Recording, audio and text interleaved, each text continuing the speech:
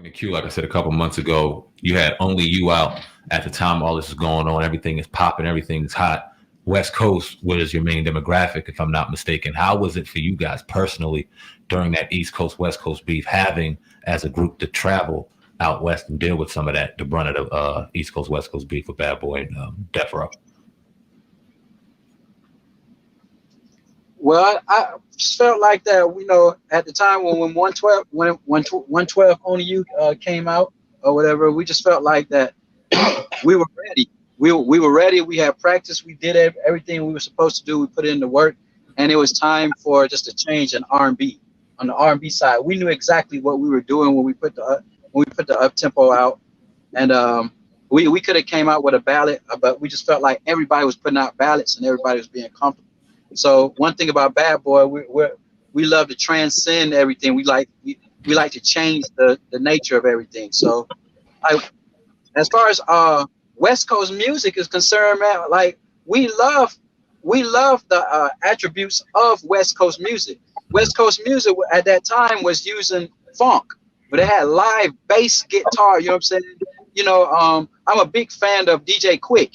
You know what I'm saying?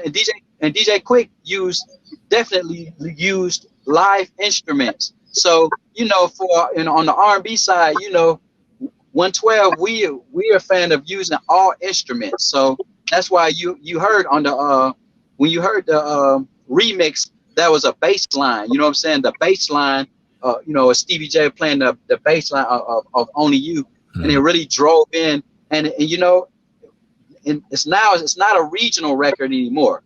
This is a world record. It would do very well on the West Coast as well on the East Coast, in any continent. You know what I'm saying? And that's what we were in. We didn't really pay attention to like what everybody else was doing. We knew we had a sense of, or what we wanted to do, or what we want to put our fingerprints. You know what I'm saying? In the sand in music. Def Jam, Badboy. Now, it was a point you guys were Badboy. What went wrong at Badboy that caused you guys to go to Def Jam? If anything went wrong, explain that transition, if you may. Yeah, nothing really went wrong, man. It was more of a contractual situation. We felt like we wanted to get out of that production deal that we signed initially to Badboy. So for those that don't know, it was Arista, Badboy, production company 112. And, we signed what we signed because, we felt like at the time that was the only way that we would be able to, get on. But we knew that once the 7 years or the 7 albums were up, we were going to renegotiate and negotiate ourselves out of that production deal, which we felt like was very unfair for us as far as finances go. And because the production company wasn't doing a lot of the production, it was really us that was doing a lot of the production. It's one of those deals that, as a new artist, sometimes you sign so you can get on, but you knew that, eventually that you were going to get out of it. And Badboy was unwilling to help us get out of that production deal, whereas Def Jam was very willing to get us out of that production deal.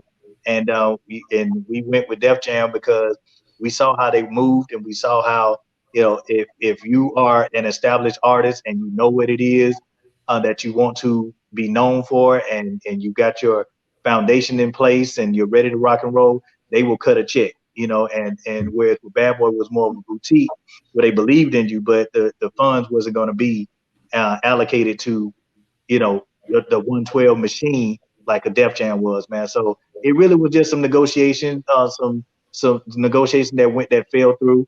Our intent was to stay at Badboy, like we did not want to leave, but Def Jam came calling and they made an offer that we couldn't refuse, man. We wanted to get out of that production deal more than anything. And Badboy was unwilling to do that for us, where Def Jam was willing to get us out of it.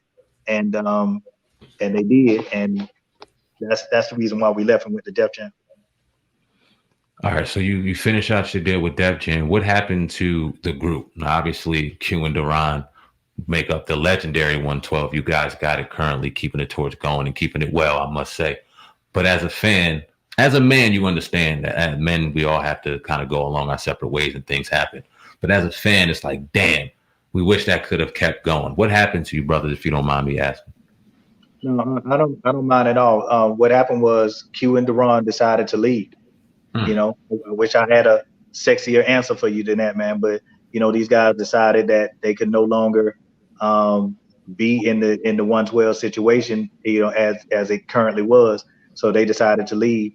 And like I said, like I've always said, man, I wish the best for those guys, man. And if the Most High wants you to go in a different direction, then that's what's gonna happen. But honestly, bro, like, you know, I wish to God I had a sexier story for you than that.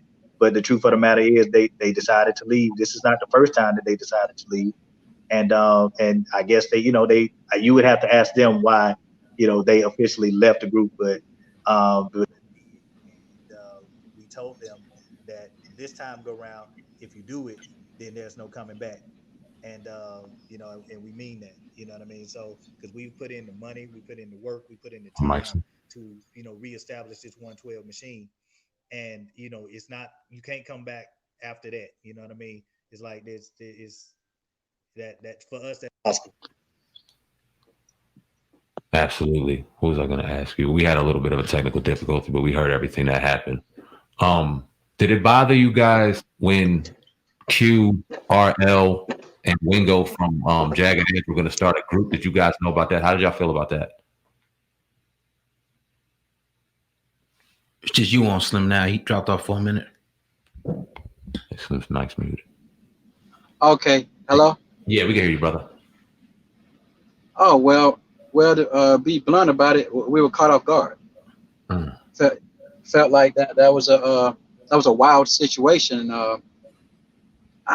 Man, you know, what's crazy about it? Well, the good thing about it is I spoke to RL, and you know what I'm saying, I have a better understanding of what was going down or whatever, you know. But he understands how I feel. You know what I'm saying? You know what I'm saying? As a man, you know, because 112, we were active. Jagged Edge, we were active in doing shows when they did that. So you can, you know, imagine if somebody, you were on the basketball team and then somebody on your basketball team did that type of situation. You know what I'm saying? Like, I think at that particular, you know, that's, of course, you're going to have a sense of disloyalty, you know, with your own crew, you know, and you know, like I said, you know, I'm not going to go to it in depth in that situation. It's just say that, you know, that I'm glad that how everything was handled the proper way, and the way Jagged Edge handled it, and the way 112 we handled it, and you know what I'm saying, Ariel definitely understands, you know what I'm saying, how we felt about it. As men, you know what I'm saying, we came to a cool conclusion. Got you. Now, Slim, as a singer, I've been a singer my whole life, and I've always been compared to you. Always been compared to you, man. It's always been something like, damn, I can't believe we compared to this brother. Not that I don't like it because you're one of the greatest singers of all time, but I've always been self-conscious about my voice because it's been so unique. Your voice is very unique.